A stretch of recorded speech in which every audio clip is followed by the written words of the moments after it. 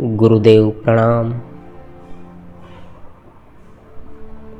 आपके एक वीडियो में मैंने सुना था कि अलग अलग रूप में एक चेतना होती है। ये किस तरह से समझे, कृपया मार्गदर्शन करें।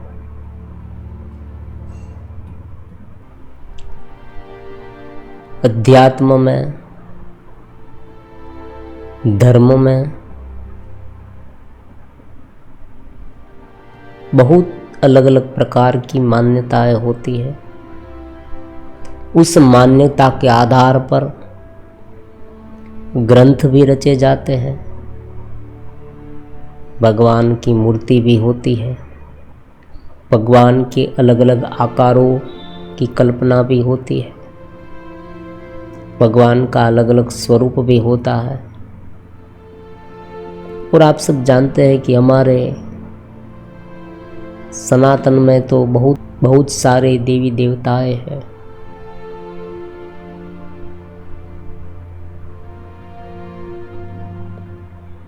भगवान श्री कृष्ण के, विष्णु के 24 अवतारों की कथा भी है भागवत पुराण में। श्री गणेश है, भगवान शिव है, माता पार्वती है, माँ लक्ष्मी है, देवियाँ भी है, देवता भी है।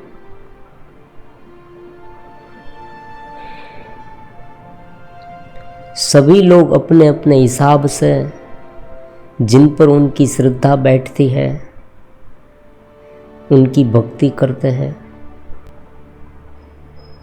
और ये जो स्वरूप का पूरा सिलसिला है ना, वो थमने वाला नहीं।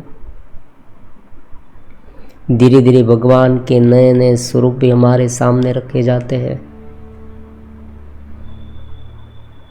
पहले के समय में चतुर्भुज भगवान थे। भगवान श्री विष्णु की जो भी मूर्त थी वो चतुर्भुज रूप थी। भगवद गीता में भी 11वें अध्याय में भगवान का यही रूप हमारे सामने प्रदर्शित किया गया है, दिखाया गया है।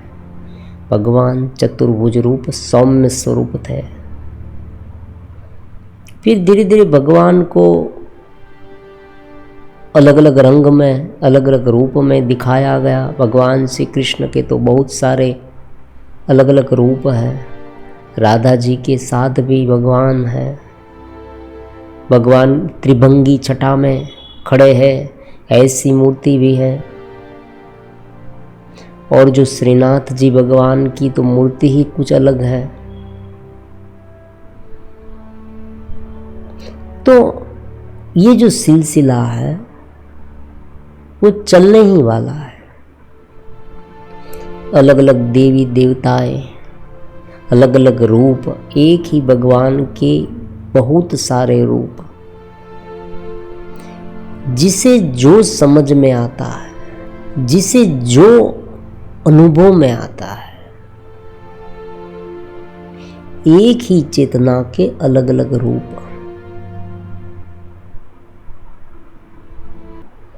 वेदांत का मानना है, और वेदांत हमें ज्ञान देता है, एक समझ विकसित करता है कि जो जो अलग अलग मूर्तियां हैं परमात्मा की, वो सब मूर्ति एक चेतना की है।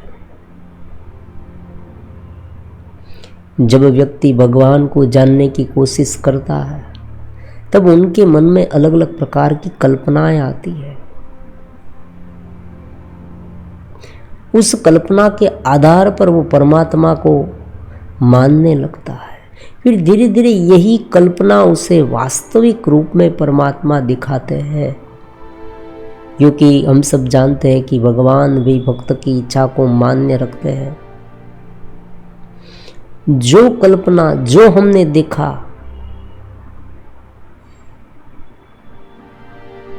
वही स्वरूप में परमात्मा उसे दर्शन देते हैं।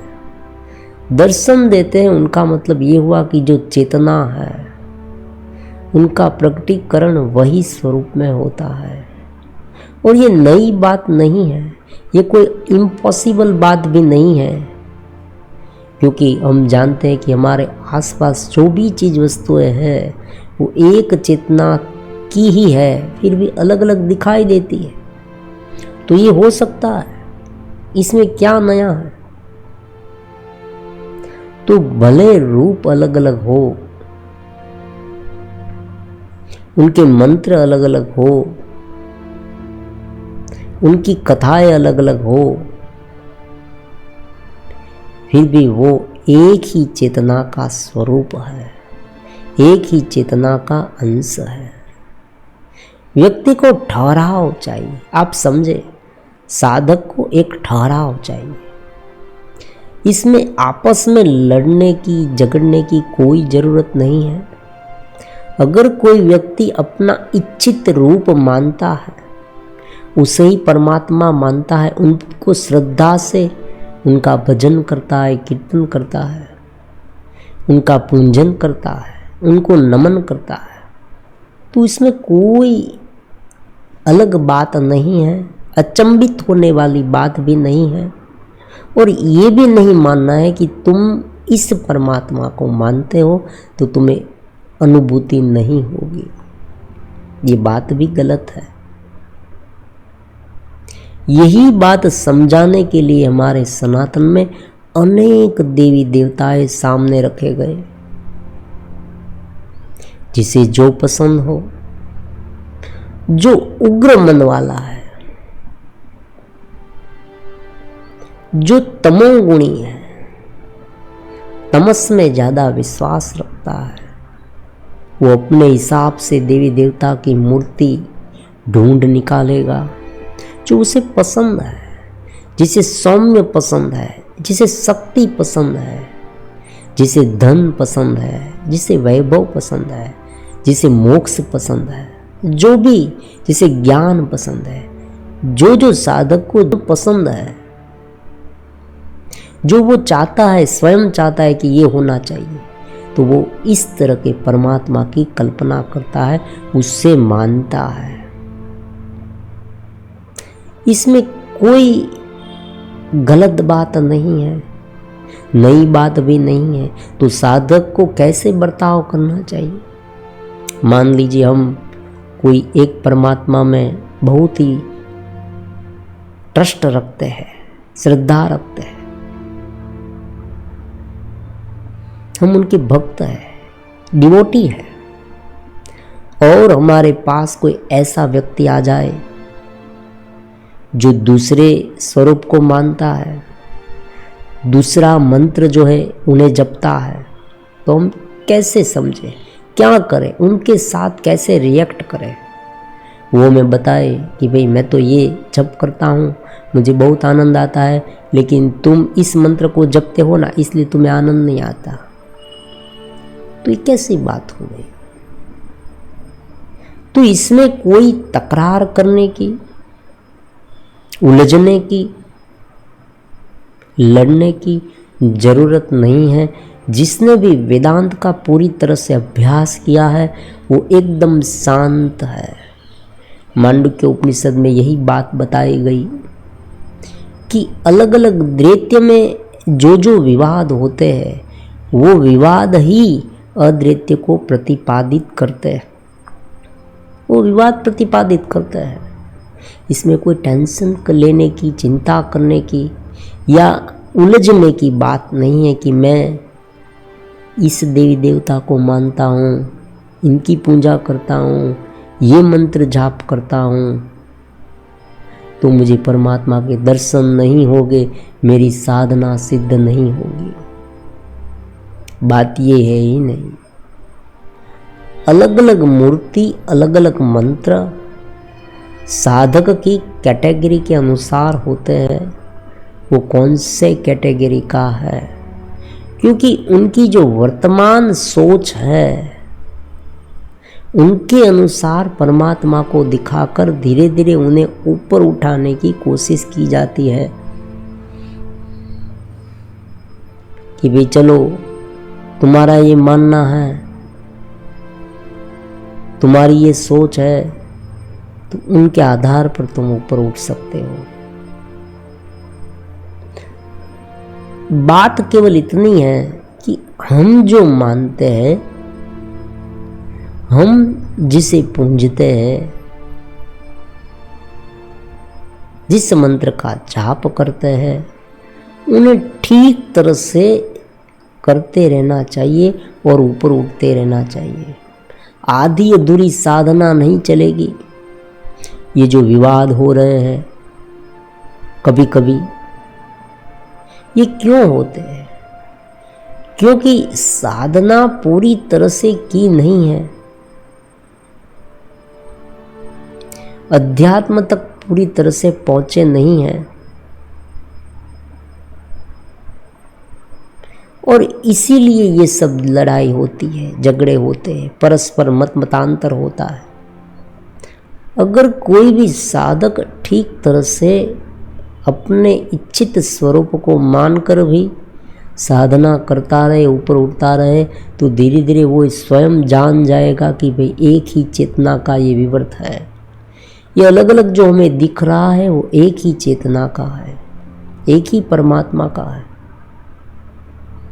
इनमें कोई नई बात नहीं है,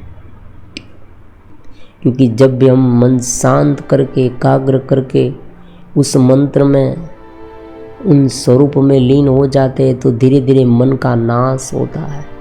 मन जितने समय एकाग्र होता है ना, उतना वो सूक्ष्म होता जाएगा। लेकिन हम उस स्थिति तक पहुंचते ही नहीं। अगर कोई व्यक्ति उस स्थिति तक नहीं पहुंचा तो स्वाभाविक है उनमें ये होगा, ये विवाद होगा, ये उलझन होगी, परस्पर लड़ाइयाँ भी हो सकती है, एक दूसरे को नीचा दिखाने की कोशिश भी लोग करते हैं। क्यों? क्योंकि उसने पूरी तरह से जाना नहीं है। अगर परमात्मा को जान गए पूरी तरह से तो ये नहीं होगा, क्योंकि सर्व अखिल विदम ब्रह्म, वही मंत्र उनके सामने अपने आप आ जाएगा। ये हम नहीं बता रहे, बहुत सारे महापुरुषों के जीवन में ये हुआ है। कोई एक विग्रह को पकड़कर उसने साधना की और धीरे धीरे बाद में उन्हें वैश्विक चेतना का दर्शन हुआ। तो बहुत ही सामान्य बात है, समझी जा सके ऐसी बात है कि हम आगे नहीं बढ़े हैं, प्राथमिक में है, प्राइमरी में है, इसलिए ये लड़ाई झगड़े होते हैं। क्योंकि ठीक तरह से हमने जाना नहीं है इस मार्ग को, पूरी व्यवस्था को। आप समझे पुराण में अलग अलग प्रकार के जो मंत्र है, जो कथाएं हैं, वो सभी कथा का जो बोध है ना, वो एक ही है कि परमात्मा सर्वव्यापी है। उस परमात्मा में जीव एक रूप हो जाता है। भागवता पढ़ना, भक्ति का जो मेन फंडा है ना, वो यही बात पर है।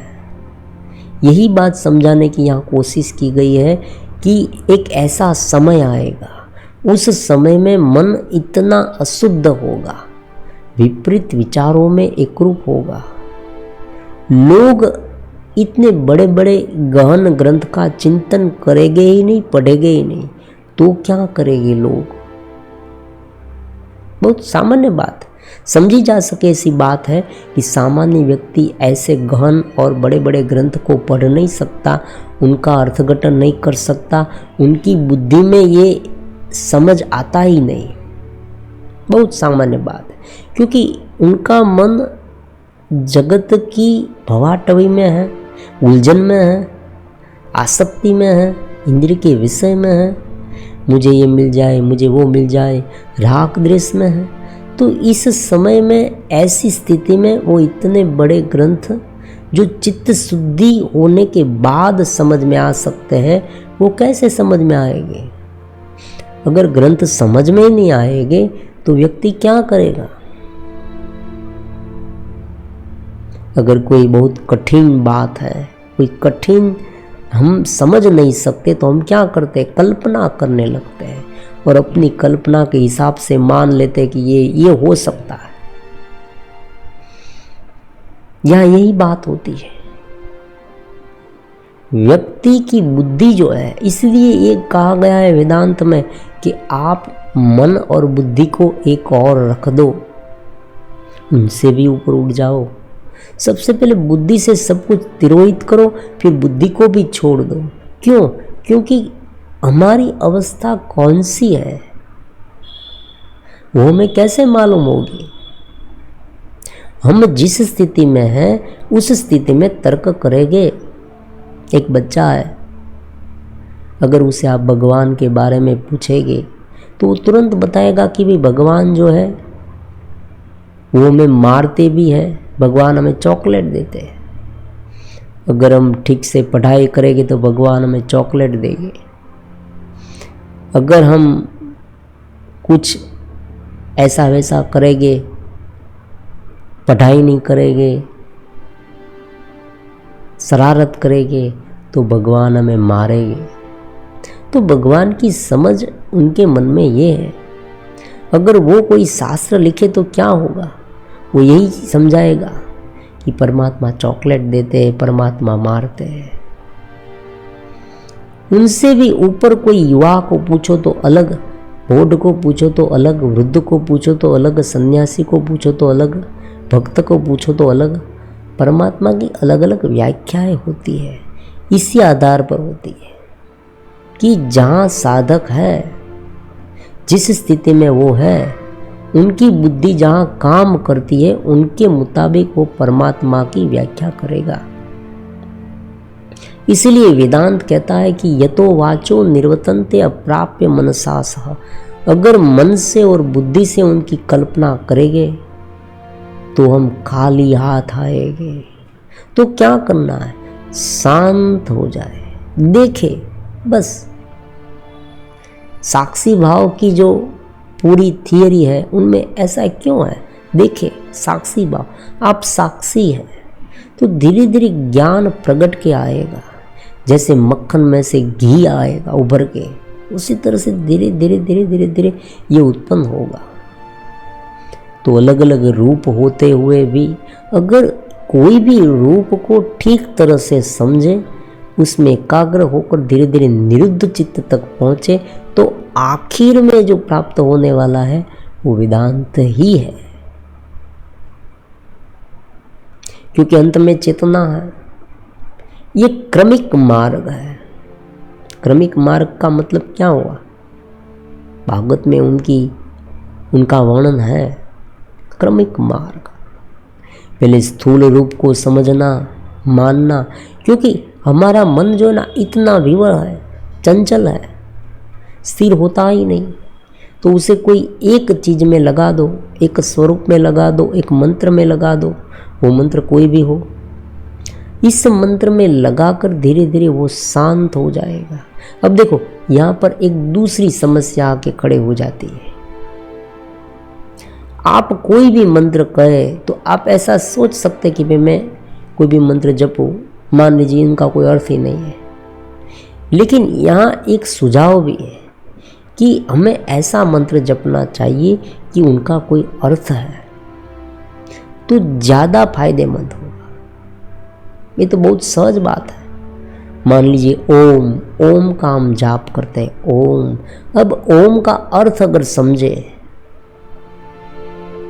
कि भी जो उत्पन्न होता है सत्वगुण, रजोगुण, तमोगुण, और जागृत, स्वप्न और सुसुप्ति, और चौथी अवस्था तुरीय है जो मांडुक्य उपनिषद में ओम का वर्णन किया गया है, अगर वो हम ठीक तरह से समझेंगे तो उन पर हमारी श्रद्धा ज़्यादा बैठेगी, जल्दी ज़्यादा स्थिर होगी।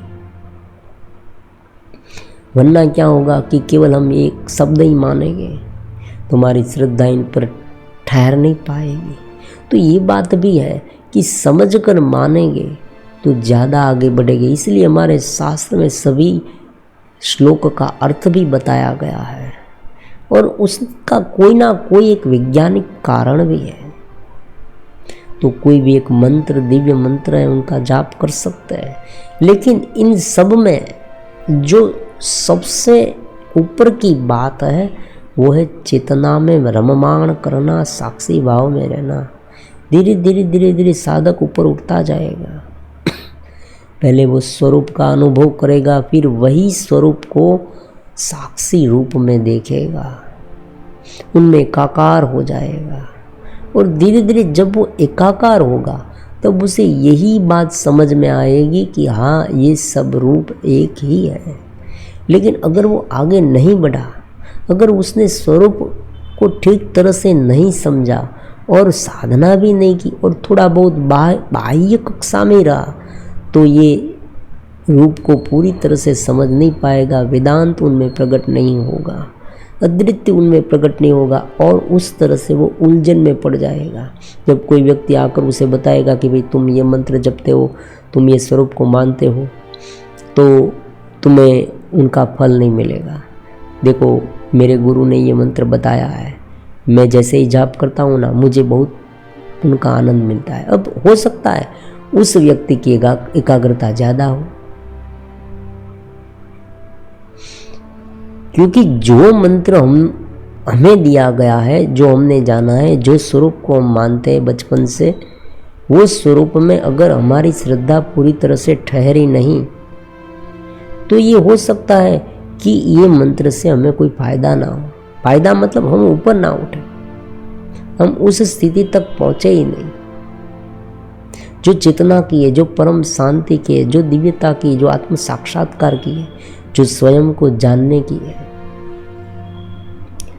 और दूसरा व्यक्ति जो है, दूसरा साधक है, वो अगर थोड़ा बहुत उनका कोई अलग मंत्र का अनुष्ठान ठीक तरह से करता है, पूरी श्रद्धा से करता है, तो उसे उनकी अनुभूति ज़्यादा होती है। तो वो हमें समझाएगा कि भाई तुम ये मंत्र बदल दो। लेकिन बात ये नहीं है, मंत्र बदलने की बात नहीं है, श्रद्धा की है। उनकी श्रद्धा ज़्यादा है।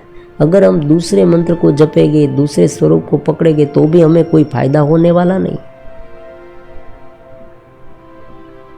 इसीलिए तो बहुत सारे अलग अलग प्रकार के जो विद्वान हैं, फिलोसोफर है, वो ये भी बताते हैं कि अलग अलग मंत्र को नहीं जपना चाहिए। क्यों? क्योंकि मन ठहरता नहीं।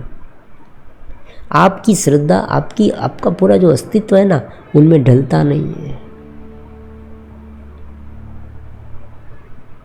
तो सीधी सादी समझी जा सके ऐसी बात है कि अलग अलग रूप होंगे और इन फ्यूचर इनसे भी अलग रूप होंगे। जैसे जैसे समय बदलता जाएगा, भगवान के अलग अलग रूप हो सकते हैं। लोग स्वीकारें, उसे एक्सेप्ट करें या ना करें, फिर भी यहाँ एक बात है कि भगवान को एक रूप में रखना ये बहुत फायदेमंद है। अलग अलग परमात्मा को करेंगे, अलग अलग रूप में दिखा, जितना अलग अलग रूप करेंगे उतना हम विचलित होते जाएंगे। तो बहुत सीधी सादी बात है, कोई भी मंत्र हो, कोई भी स्वरूप हो, एक ही चेतना के भाग है। पूरा विश्व, अगर कोई व्यक्ति एक वृक्ष में परमात्मा देखे, हमारे यहाँ तो प्रत्येक वृक्ष में भी परमात्मा है, जीव में परमात्मा है, जंतु में परमात्मा है, तो कोई भी इस तरह से साधना कर सकता है। लेकिन उनकी श्रद्धा उसमें दृढ़ होनी चाहिए। और यहाँ पर ये बात भी है कि जो बचपन से जो हमारे मन में संस्कार डाले गए हैं कि ये देखो भगवान की मूर्ति है, तो उनमें हमारी श्रद्धा ज़्यादा दृढ़ होगी। तो बहुत स्वाभाविक है कि उस मंत्र को, उस मूर्ति को पकड़ के रखना चाहिए, फिर उनसे ऊपर उठना चाहिए। आप समझे, जब व्यक्ति ध्यान करता है, साधना करता है, तब ये केवल एक एकाग्रता का माध्यम होता है। भगवान, परमात्मा, ब्रह्म, चेतना, दिव्यता का अंश हम हैं और यही हमारे अंश को मूलभूत रूप में अनुभूत करने के लिए मन एक बहुत बड़ा विलन की तरह हमारे सामने आता है। तो हमें उनका काट करने के लिए, उनकी काट क्या है, उन्हें कैसे मारे, उसे कैसे हटाए, उसे कैसे समझे, क्या ऐसा करे कि मन शांत हो जाए। मन में पवित्रता आ जाए। जैसे ही मन शुद्ध होगा, जैसे ही मन शांत होगा, परमात्मा की दिव्य चेतना का लाभ हमें मिलने लगेगा। और यही परमात्मा की कृपा दृष्टि, आप समझे। आपने बहुत बार देखा होगा कि कोई व्यक्ति हमें ये बताता है कि भाई मैं हनुमान चालीसा करता हूँ तब मुझे बहुत शांति मिलती है, हनुमान जी मुझे मदद करते हैं। तो ये क्या बात झूठ है? नहीं है, बहुत 100% सच है। भगवान उसे इस रूप में मदद करते हैं। भगवान ये भगवत गीता में कहते हैं, ऐसी बात नहीं है कि जो जो साधक मुझे जो जो स्वरूप में मुझे भजता है, जो डिवोटी है, जो भक्त है, भक्त मुझे अलग अलग रूप में भजते हैं, उस रूप में मैं उनके सामने प्रकट होता हूँ। लेकिन कोई व्यक्ति अगर अलग ही अर्थ से उसे पूजे तो मैं उस अर्थ को पहले पूरा करूँगा। ये बात समझने वाली है, आप समझे। अगर कोई व्यक्ति धन चाहता है, मान लीजिए कोई व्यक्ति धन चाहता है और गुरु के पास आए, भगवान के पास आए कि हे गुरुदेव, हे परमात्मा, मुझे बहुत सारा धन दे। तो गुरु क्या करेगा? गुरु उसे समझाएगी कि भाई चलो, तुम ये धन को शुरुआत में लेना चाहते हो, लेकिन बाद में तुम अपने आत्मिक विकास में आगे बढ़ना, चेतना को जानने का प्रयास करना, तो ही तुम इनसे ऊपर उठ पाओगे। ये नहीं समझता। वो व्यक्ति कहेगा कि नहीं, मुझे धन ही चाहिए, मुझे तो सुख संपत्ति चाहिए, मुझे इंद्रिय के विषय चाहिए। तो परमात्मा वो पहले देते हैं। परमात्मा देते हैं ये किस तरह से? अब स्वयं संचालित है, ऑटोमेटिक है ये। जब भी हमारी श्रद्धा उन पर स्थिर होती है कि तुरंत वैश्विक चेतना उनके आधार पर उनका काम करती है। बात है एकाग्रता की, सूक्ष्मता की, साक्षी भाव की, और हमारा जो एकत्व का भाव है परमात्मा में, ये है। उन पर सब कुछ डिपेंड करता है। जैसे ही हमारी श्रद्धा उन पर ठहरने लगे, वैश्विक चेतना जो परमात्मा की है उस रूप में हमारे सामने आएगी। लेकिन भगवान ये भी कहते हैं कि अगर इस अलग रूप को माना गया और इस अलग रूप से अगर मेरी उपासना की गई तो उसे मैं नहीं मिलूंगा। बहुत सामान्य बात है। धन का इच्छुक है तो धन मिलेगा, ज्ञान का इच्छुक है तो ज्ञान मिलेगा। धन मिलने के बाद बहुत लंबे समय के बाद उन्हें ये पता चलेगा कि भाई इनसे भी ऊपर जो चेतना है उन्हें प्राप्त करना ही मेरा लक्ष्य है। मैं थोड़ा बहुत भटक गया हूँ, लेकिन तुरंत उसे परमात्मा नहीं मिलेगी क्योंकि उनका लक्ष्य अलग था। तो अगर कोई मूलभूत चेतना को प्राप्त करना चाहता है, मूलभूत परमात्मा का ही दर्शन करना चाहता है, तो अलग अलग रूप मंत्र होते हुए भी धीरे धीरे वो उनके करीब जाएगा। इसमें कोई संशय नहीं है। इसलिए जिसने भी प्रश्न पूछा है कि मैं ये मंत्र जपता हूँ, वो मंत्र जपता हूँ, ये स्वरूप का चिंतन करता हूँ, कोई टेंशन नहीं है। आप समझे, पर स्थिति को पहले समझे कि मूल बात क्या है। वेदांत को मूल से समझे। वेदांत कहता है कि सार्वत्रिक जो चेतना है, परमात्मा है, ब्रह्म है, उनसे ये जगत उत्पन्न हुआ है और उनमें ही विलीन हो जाएगा। तो अलग परमात्मा की बात आती ही नहीं है। दो नहीं है, दो हो गए तो झगड़े हो गए। मान लीजिए इतने सारे परमात्मा है तो एक परमात्मा दूसरे परमात्मा के साथ क्या करेगी? अगर एक परमात्मा के कोई भक्त है, दूसरे परमात्मा का भक्त नहीं है, दूसरे रूप का भक्त नहीं है, तो एक भगवान जो है वो ये मानने लगेगा कि भाई चलो वो व्यक्ति जो है वो मुझे नहीं मानता, तो मैं कुछ ऐसा करूँगा कि वो मुझे मानने लगे। तो ये बचकानी बातें अगर परमात्मा करेंगे तो परमात्मा हमारे जैसे हो जाएगा। ऐसा तो कभी हो ही नहीं सकता। दिव्यतम परमात्मा है, फिर राम है, कृष्ण है, शिव है, माता पार्वती है, हनुमान जी है, कोई भी रूप हो। हाँ, एक बात है, उनके अलग अलग भाव हो सकते हैं। मान लीजिए हनुमान जी की पूजा हम करते हैं हनुमान जी भक्ति का प्रतीक है। माँ देवी पार्वती का पूजन हम करते, माँ काली का पूजन करते, वो शक्ति का प्रतीक है। उसी तरह से भगवान शिव है, वो वैराग्य का प्रतीक है। और भगवान श्री कृष्ण है, वो अलग अलग ऐश्वर्य में रहते हुए भी परमात्मा को कैसे प्राप्त करे, परमात्मा में कैसे रहे, भीतरीय चेतना में कैसे स्थिर रह पाए, उनका प्रतीक है। निरासक्त अनासक्त, भगवान कहते स्थिति का भाषा। इस जगत में रहते हुए भी, अर्जुन पूछते हैं, इस जगत में रहते हुए भी व्यक्ति अनासक्त कैसे रह पाता है, उनका प्रतीक है।